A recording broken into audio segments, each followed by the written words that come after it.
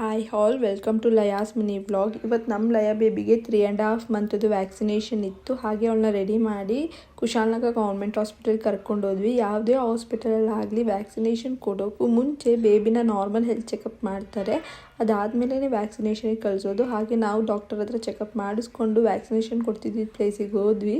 ಅಲ್ಲಿ ಸ್ವಲ್ಪ ರಶ್ ಇತ್ತು. ಹಾಗೆ ತಾಯಿ ಕಾರ್ಡ್ನೆಲ್ಲ ಎಂಟ್ರಿ ಮಾಡಿಸಿ ವ್ಯಾಕ್ಸಿನೇಷನ್ ಕೊಡೋದು ಸ್ವಲ್ಪ ಲೇಟ್ ಆಯಿತು. ವ್ಯಾಕ್ಸಿನೇಷನ್ ಕೊಡುವಾಗಂತೂ ತುಂಬಾ 2 ಕಾಲಿಗೆ 1 ಕೈಗೆ, ಅದು ಅಲ್ಲದೆ 2 ಡ್ರಾಪ್ಸು. ನೆಕ್ಸ್ಟ್ ಅವಳನ್ನ ಸಮಾಧಾನ ಮಾಡಿ ಅವಳು ಮಲ್ಕೊಂಡ್ಳು.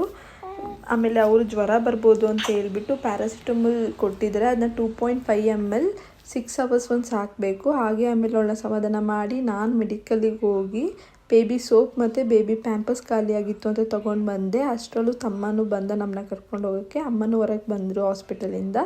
ಅಲ್ಲಿಂದ ಮನೆಗೆ ಬಂದ್ವಿ. ಹೊರಟು ಬರ್ತಿದ್ದಂಗೆ ನಮ್ಮ ರೋಮಿಯೋ ಒಳಗಡೆಯಿಂದನೇ ಕಾಯ್ತಿರ್ತಾನೆ ನಮ್ಮನ್ನ ವೆಲ್ಕಮ್ ಮಾಡೋಕ್ಕೆ. ಅವ್ನ ಖುಷಿ ನೋಡಿ ನಮಗೂ ಖುಷಿ ಆಗುತ್ತೆ. ಇದಾಗಿತ್ತು ಇವತ್ತಿನ ವ್ಲಾಗ್. ಇಷ್ಟ ಆಗಿದ್ದರೆ ಲೈಕ್ ಮಾಡಿ, ಸಬ್ಸ್ಕ್ರೈಬ್ ಮಾಡಿ. Thank you all.